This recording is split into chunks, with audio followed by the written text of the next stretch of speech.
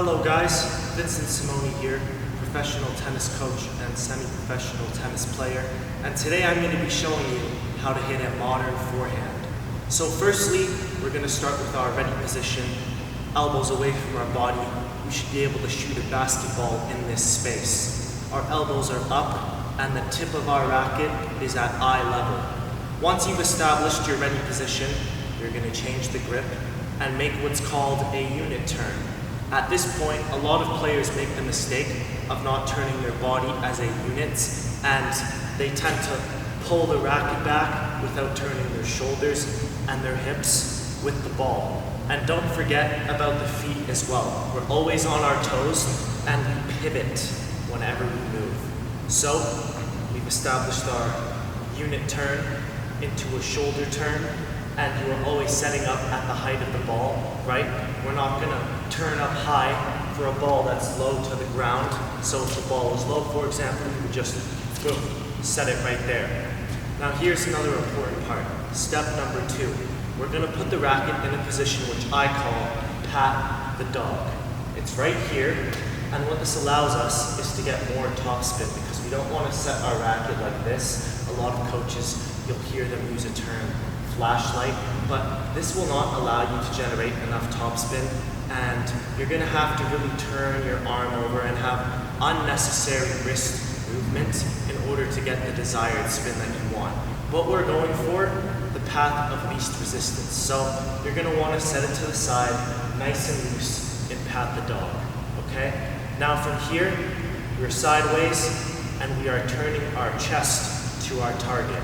Pretend that there's a laser beam in the center of your chest. I want to hit on a straight line. So what I'm going to do is twist my body, and the racket is going to lag behind me to my contact point. This is the part where we get the racket lag, which a lot of people don't understand, but essentially your arm is a whip and the racket is just along for the ride. We're leading with the body. If I had no racket in my hand, my arm was completely loose and dead to the side, and I just went with my body first, the arm automatically follows. This is how we want to feel when we swing. So, after we pat the dog at the contact point, get to it by going, open the hips, twist the toes, chest to our target, and then the racket whips through. And you get this lag effect that your wrist is so loose, and the racket will just catch up to your body, and your wrist will end up back like this. And then you get a perfect connection to the contact point. Now, step number 4, the most important step, is called Windshield Wiper. This is what a lot of people get wrong on the forehand. They don't have a proper follow-through. Your follow-through needs to look like this. Boom. It's the only way you're going to get spin. But we're not swinging with the lower arm. A lot of people, they snap the lower arm and they snap the wrist. What we're doing is we have a completely loose arm, no tension at all, and we're turning the shoulder over the ball. The follow through and the entire swing actually comes from up here, not down here. So again, the follow through is boom.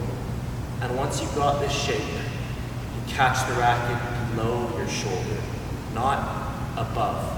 A lot of people have a low to high swing, but this is not how you generate the most power.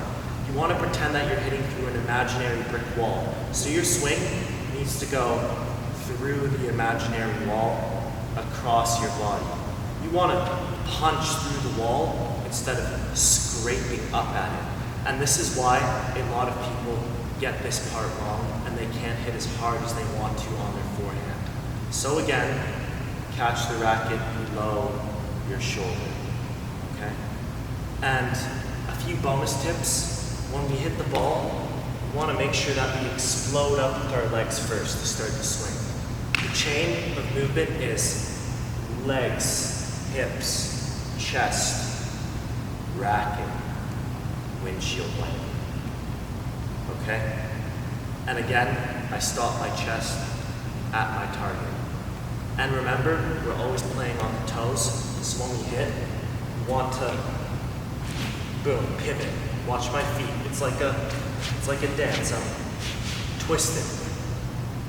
Boom. The feet are first. And then the racket comes through after. And for the contact point, you want to be out in front to the right every time. If this happens, this is a common mistake.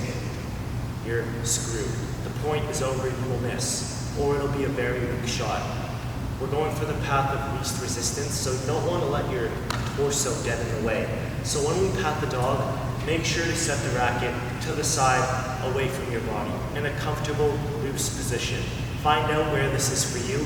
You're going to have to play around with it, experiment, and remember, dreams don't work unless you do.